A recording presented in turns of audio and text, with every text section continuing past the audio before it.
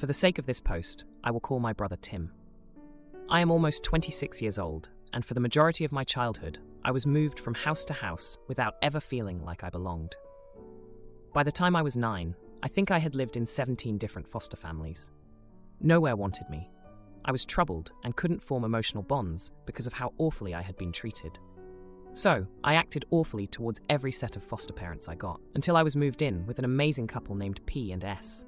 I was almost 10 by this point. Everyone was telling me this would be my new family, but I had heard it all before and didn't believe a word. P and S already had a child, Tim, who was 17 years old and an amazing person whom I grew to love. My new parents were everything I needed at that point. They were caring, understanding, they gave me space, but let me express my affection to them when I wanted to, without ever pressuring me. After a year, I started to believe what everyone told me. They were my new family. Obviously, I'm leaving out a lot here for the sake of the character limit, but what I'm trying to say is I grew to think of them as my real parents, and they grew to think of me as their real son. Sadly, Tim got addicted to drugs in his early 20s and has been in and out of hospitals and rehabs ever since. P passed away after being in a fatal crash. My one regret in life is that I never called P Dad to his face. I was too scared of rejection, and so every time I tried, the word just never came out. I just wish I could go back and say it to him. After P died, I plucked up the courage to call S Mom a few times, and she cried when I first did. She said they had been waiting for years, and that Dad was so proud of me. Frick. It still hurts so much even now. Less than 6 months later, S found out she had lung cancer and sadly passed away in less than a year. Tim was a shell of the person I met at 9 years old. It hurt seeing him like that. Our parents had a lot of saving, and Mom made me promise to give Tim the time to get sober. She told me to not give him any access to any money, no matter how hard it was. I kept the promise I made to her. No matter how much he begged and bullied and guilted me, I never gave him a penny. Mom told me to keep it for 5 years after she passed, and if he wasn't completely sober by then, I was to use it to buy a house and set myself up. 5 years passed. Tim had made no progress in becoming sober, so I did what Mom told me to, and I used his share to set myself up. It's been 3 years since then, and Tim is finally sober and has been asking for his part of the inheritance. I told him it was gone, and he went crazy at me, saying I had no right to take his parents' money like that. Now, I can't help but feel so guilty. I think I should have waited at least 10 years, and I'm considering selling my house to give him his half. My wife says not to. I don't know what to do. Now, for a few comments before the update. Comment 1. Not the idiot. It was your money. Your parents gave it to you. That was their wish, and you honored it. You faithfully kept to their terms, and I'm sure would have rather had a sober brother to support you after the death of your parents than a new house, but so it is. Your parents could have put it in a trust or asked you to put it aside for him indefinitely, but that's not the choice they made. But there's nothing stopping you from helping him out. I'd strongly advise against giving someone so fresh into recovery a lump sum of money, though. That's how people end up dead. Comment 2. No idiots here, but it's obvious that your parents just didn't want to enable Tim's addiction. This money was supposed to go to Tim. They just didn't want it to languish unused if Tim never became sober. To respect the spirit of their directions, you should still help Tim out by helping him out financially and paying him out over time. Don't let him relapse because he doesn't have the resources to maintain housing and progress in life. Now for the update. Hey everyone, a lot has happened since my last post, and I've got to get this off my chest. So, after I told Tim the money was gone, he lost it. He started showing up at my house, yelling and causing scenes. My neighbors were starting to complain, and my wife was scared. I couldn't believe this was the same brother I looked up to as a kid. Back when we were younger, Tim was the one who taught me how to ride a bike. He'd spend hours in the driveway, holding onto the back of the seat until I found my balance. I remember the pride in his eyes the first time I pedaled down the street without falling. That memory feels like it's from another lifetime now. After one particularly bad argument, Tim stormed off and did something I never thought he'd do. He went to our old family lawyer and demanded to see the will. The lawyer, Mr. Henderson, had been like an uncle to us. He was the one who helped P&S with the adoption paperwork when they took me in. He knew the whole story, how Mom had made me promise to keep the money from Tim until he was sober. Mr. Henderson called me, sounding really uncomfortable. He said Tim was threatening to sue me for his share of the inheritance. I was floored.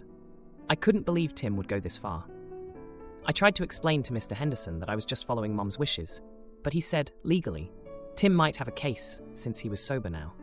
The next day, I got a call from someone I hadn't heard from in years, our old foster care caseworker, Mrs. Jenkins. She had somehow heard about the situation and wanted to offer her support. She reminded me of how far I'd come since those early days, bouncing from home to home, and how proud P&S would be of the man I'd become. It was a bittersweet reminder of the family I'd lost and the one I was trying to protect. Meanwhile, my wife was at her wit's end. She couldn't understand why I was even considering giving Tim the money after everything he'd put us through. We'd been high school sweethearts, and she'd been there through it all. The good times with P&S, Tim's downward spiral, and the loss of our parents. She was my rock, but this situation was shaking us to the core. Then, one evening, Tim showed up at our door, unannounced. He was different, calmer. He asked if we could talk, just the two of us. We sat down at the kitchen table, the same one where we'd shared countless family dinners with P&S. Tim looked me in the eyes and apologized. He said he'd been talking to a therapist and realized how much pain he'd caused. He didn't want the money anymore, he just wanted his brother back. I was torn. Part of me wanted to believe him, to forgive and forget. But another part of me remembered all the promises he'd broken before. And there was something else, a nagging feeling that he was hiding something. A few days later, my suspicions were confirmed. I got a call from an old friend of Tim's, someone who'd been in and out of rehab with him. He said Tim had been bragging about a plan to get his hands on the inheritance one way or another. My heart sank. I didn't want to believe it, but the evidence was stacking up against Tim. I confronted Tim about it, and he denied everything. He said his friend was lying, that he was just jealous of Tim's sobriety. But when I pressed him, his story started to crumble. He finally admitted that he'd been thinking about the money, but he swore he'd changed his mind after our talk. I didn't know what to believe. The brother I once idolized was now a stranger to me, capable of manipulation and deceit. And yet, there was a part of me that still hoped for the best, that wanted to cling to the remnants of our family. The conflict with Tim was taking its toll on my marriage too. My wife and I were arguing more than ever. She couldn't understand why I kept giving Tim chances, and I couldn't explain it to her. It was like I was trying to hold on to the last piece of P&S, even if it was through the broken relationship with my brother. Now, I'm stuck in this impossible situation. Do I stand my ground and keep the house, the symbol of the life I've built with my wife? Or do I sell it to give Tim what he's asking for, potentially sacrificing my own future for the sake of family peace? It's a decision that weighs on me every day, and I'm no closer to finding an answer. Mill sent pics of my kids to SIL, and she insults them on Twitter. I confront my L, and she apologizes and deletes the pics. Her ex-husband advises me not to kick her out, but I'm still angry. Sil apologizes and wants to be part of the family again, but I refuse to forgive her. I catch my husband and Sil meeting closely. She sends me a taunting message with a pic of them together. I reject her when she shows up to apologize. I wonder if I made the right choice. My husband is torn between supporting me and believing in his sister. My sister-in-law is a vile person. My husband and the rest of his family do not speak to her, or so I thought. I was having a very nice day some time ago when a friend suddenly sent me a screenshot.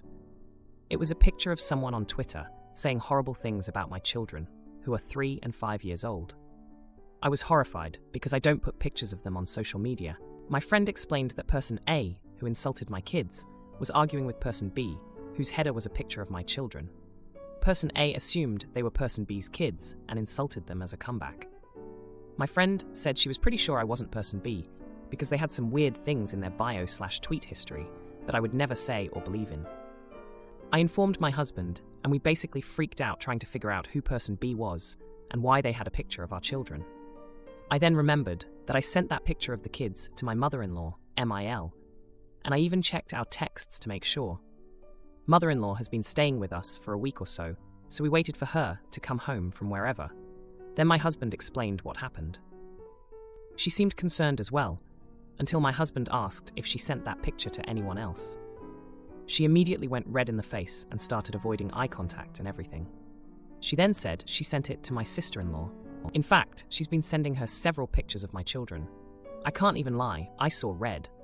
It made a lot of sense too, because after looking through person B's account, they sounded just like her. Mother-in-law apologized and said she was just trying to make her daughter feel less isolated. but I was so incredibly angry. I told my mother-in-law that all I'm hearing from her is utter nonsense, and she doesn't have to worry about her poor daughter being isolated because she can pack up her chute and go live with her. Mother-in-law immediately started apologizing and said she didn't think my sister-in-law would save the pictures. She swore to never do it again, and even deleted the pictures of my children off her phone. I couldn't bring myself to care. The next day, while she was leaving, she said I was being too harsh. I told her to stop talking to me. My husband is completely on board with this, but he's busy with his sister and making sure she changes her Twitter header. It did end up being her. I can't explain the amount of rage I still feel, but mother-in-law did seem very apologetic. And my father-in-law, her ex-husband, even reached out to me saying that my anger is valid, but that I shouldn't kick her out because I've left her in a very tough spot, especially since she had no bad intentions. I'm afraid my anger is blinding me and my husband, so I'm just curious. Am I the jerk? Edit. Just to clarify, Person A saved the picture of my kids, taking it from my sister-in-law, Person B's header, and then tweeted a response to a random tweet with the picture attached. It only had around 10 likes, but the views were extremely high, and you can't even tell who might have saved the picture. Now, for a few comments before the update. Comment 1. She had zero bad intentions. Nonsense. Sister-in-law is a person with whom you intentionally do not communicate. Mother-in-law decides that your wishes do not matter and sends photos to sister-in-law. Sister-in-law then posts them. Bad things are said, you'll find out. Mother-in-law acknowledges sharing photos. Mother-in-law absolutely created the problem, not the idiot. Comment 2. It's easier to ask forgiveness than permission. She had bad intentions. She knew this was something you wouldn't approve of, so she didn't ask, and she did it anyway. She's not remorseful, she's just regretting she got caught out. Not the idiot. If father-in-law is a flying monkey, then he can take her in. Now for the update. Hey everyone, thanks for all the support on my last post. It's been a week since the whole Twitter fiasco with my sister-in-law, and let me tell you, things have gotten even more intense. After my last update, my husband and I thought we had everything under control. My sister-in-law had changed her Twitter header, and my mother-in-law was out of our house. But that was just the calm before the storm. A couple of days ago, my husband got a call from his sister, the one we don't talk to. She was crying, saying she was sorry, and that she missed being part of the family. My husband, who's always had a soft spot for her despite everything, agreed to meet her for coffee to talk things out. I was against it, but he insisted it was the right thing to do. Now here's where things get steamy. I didn't trust her one bit, so I decided to drive past the coffee shop they were at, just to make sure everything was on the up and up. And what do I see? My husband and his sister, sitting way too close for comfort, laughing and touching each other's hands. My heart dropped to my stomach. I felt betrayed, not just by her, but by him. I confronted him as soon as he got home. He was shocked that I'd seen them, and he tried to explain that it was all innocent and that they were just catching up. But I couldn't shake the image from my mind. It was like all the trust we'd built over the years was shattered in an instant. The next day, while I was still reeling from the sight of them together, my phone buzzed with a message from an unknown number. It was a picture of my husband and his sister at the coffee shop, with a text that read, "Looks like family isn't as estranged as you thought." My blood ran cold. Someone was watching us, and now they were taunting me. I showed my husband the message, and he turned white as a sheet. He swore he didn't know who could have sent it, but the damage was done. We were both scared and confused, not knowing who was targeting our family or why. In the midst of all this, my father-in-law reached out again. He told me about how my husband and his sister used to be inseparable as kids, always getting into trouble together. He said that their falling out had hurt the whole family, and he thought maybe this was a chance to mend fences. But after what I'd seen, I couldn't see it that way. The confrontation with my husband turned into a full-blown argument. He accused me of not trusting him, and I accused him of not considering my feelings. It was a mess. We both said things we probably shouldn't have, and now there's this tension between us that wasn't there before. Just when I thought things couldn't get any worse, my sister-in-law showed up at our door yesterday. She wanted to apologize in person, to me and the kids, but I wasn't having any of it. I told her she had no right to just waltz back into our lives after everything she'd done. She started crying, saying she was lonely and that using the kids' picture was a cry for help. She said she wanted to be part of the family again, to have a relationship with her niece and nephew. But I couldn't forget the past so easily. The way she'd treated us, the things she'd said about my children, it was all too much. My husband tried to mediate, but I was firm. I told her she needed to leave and not come back. She left, but not before giving me a look that I couldn't quite read. It was a mix of sadness and something else, something darker. Now I'm left wondering if I made the right choice. My husband is quiet, and I can tell he's torn. He wants to believe in his sister, but he also wants to support me, and I'm just trying to protect my family, but it feels like everything is falling apart around me. Mom stole $35,000 from Grandma and owes Dad money, but when I confront her, she accuses me of elder abuse. Oh boy, Grandpa gets involved. About a month ago, I was on the phone with my grandmother. Mind you, she is 80 years old, so she is getting pretty old, and her memory is starting to deteriorate. My grandmother and I are very close. She tells me everything that is going on in her life. Well, one day she called me with some very upsetting news. My mom stole over $35,000 from her in fraudulent checks, and her bank's fraud department contacted her about it. The money had been taken over time, about 10 months. My grandma called me and basically didn't know what to do. She also revealed that this had happened before when I was born. I was shocked, and she mentioned calling my grandfather. They are divorced and have been for 30 years, and telling him. I myself did not know quite yet what to do with the info, so I sat with it for a few days. Then I got a text from my mother. She basically accused me of elder abuse because she found out my grandmother 4 months prior sent me a check in the mail for $3,000 for my college graduation. Something in me snapped when I saw that text. I was furious. Mind you, my mom had also taken $16,000 that was passed down to me from when my dad died the same year, 2023, and had not paid me back as she promised she would. I basically called her out, and I told her that my grandmother knew about the money she had stolen, also for what she owed me from my father. She claimed it was for plane tickets that she needed to be reimbursed for, and that she needed my money to pay for lawyers and bills. My mom had told me a while back that she had a picture of my grandma's credit card to pay for plane tickets. And I asked her about that, and what tickets did she even need to be reimbursed for, and in what world it would amount to $35,000 over a period of 10 months. I told her I was fed up and would be contacting her dad. She lost it. I called my grandfather and explained everything. He was shocked and couldn't believe she would do it again. Now, my whole family, including my grandma, grandpa, stepbrother, and both my uncles, have stopped talking to her altogether. She texted me and told me that all her relationships are destroyed because of me. Basically, she told my grandmother that she is never paying her back. My grandmother asked her to, and even her bank is trying to pursue charges, but my grandma told them not to. She eventually did pay me back because of my grandfather. Nobody speaks to her. She is now totally isolated, and I feel bad about it every day. I feel really bad because at the end of the day, she is my mom, and I don't know if what I did was right. Am I the idiot? Update. Social services called me, and I guess Adult Protective Services were contacted by the bank. They are investigating my mom for elder abuse, and even though my grandma told them not to pursue charges, they may do it anyways because of her age and memory. Now, for a few comments before the update. Comment 1. Not the idiot. She's convinced herself it wasn't a big deal, she wouldn't get caught, etc. She can't handle that she was wrong, so she's blaming you. Don't fall for it. The only one to blame here is her. She made her bed, and now she's going to lie in it. That bed, technically, should be in a jail cell, so she should count herself lucky. Comment 2. She texted me and told me all her relationships are destroyed because of me. Not the idiot. You didn't destroy her relationships. She did that all by herself. What you did do is protect your grandmother and any other family from hopefully ever ending up with more financial issues due to your mother. Now for the update. A lot has happened since my last post, and I've been on an emotional roller coaster. After I hung up with my grandfather, who was just as shocked as I was about my mom's actions, I felt a mix of relief and dread. I knew that confronting my mom was the right thing to do, but it also meant facing the reality that our family was now torn apart. My grandfather, who had been out of the picture for so long, stepped up in a way I never expected. He had always been a stern man, a bit distant since the divorce from my grandma. But when he heard about the situation, he took charge.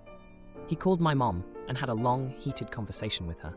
I wasn't there, but I heard from my stepbrother that it was a showdown for the ages. My grandfather demanded that she pay back every penny to my grandma and me. In the midst of all this, my mom's isolation grew. She tried reaching out to me a few times, sending messages that swung wildly between apologies and accusations. She claimed she was under a lot of stress and that she never meant to hurt anyone. But then she'd turn around and say that we were all blowing things out of proportion. It was hard to keep track of her ever-changing stories. Then, 2 weeks ago, the most unexpected thing happened. My mom actually paid me back the $16,000 she owed me from my dad's inheritance. It was my grandfather's doing. He had somehow convinced her, or maybe pressured her, to do the right thing. I couldn't believe it when I saw the money in my account. It felt like a small victory in a sea of chaos. But the drama didn't end there. Remember how I mentioned that social services got involved? Well, they took the case seriously. They interviewed my grandma, who, despite her memory issues, was able to give them enough information to build a case against my mom. It was heartbreaking to see my grandma go through that, but at the same time, I was proud of her for standing up to my mom. The investigation by Adult Protective Services was thorough. They looked into the bank records, talked to family members, and even interviewed some of my mom's friends. It was a big deal, and the whole family was on edge, waiting to see what would happen. Then, just a few days ago, my mom called me. She was crying, really sobbing, and for the first time, I heard genuine remorse in her voice. She told me that facing the possibility of legal consequences had been a wake-up call for her. She realized she had hit rock bottom and needed to change. She said she was going to therapy and was trying to make amends. I was skeptical at first, but then she did something I never thought she would. She paid back a significant portion of the money she took from my grandma. It wasn't the full amount, but it was a start. My grandma was so relieved, she cried when I told her. It was a moment of healing for her, and for me too. The family started to cautiously reconnect with my mom after that. My uncles, who had been furious with her, agreed to meet her for coffee. It was a tense meeting, but it ended with some hopeful words and a group hug that I think was the first step towards forgiveness. My stepbrother, who had been my rock through all of this, was the last to come around. He had been so angry with my mom for what she did to our grandma. But after seeing her make an effort to repay the stolen money and seek help, he agreed to talk to her. They had a long conversation, and he told me later that he could see she was trying to be better. As for me, I've been processing a lot of emotions. I was angry, hurt, and confused by my mom's actions. But seeing her take responsibility and work to make things right has given me a glimmer of hope. It's not going to be easy to rebuild the trust that was broken, but I'm willing to give her a chance. If you like this video, you'll probably like these too. Also, while you're here, please consider subscribing. It's your support that keeps this channel alive and allows me to make better and longer videos. Have a great day.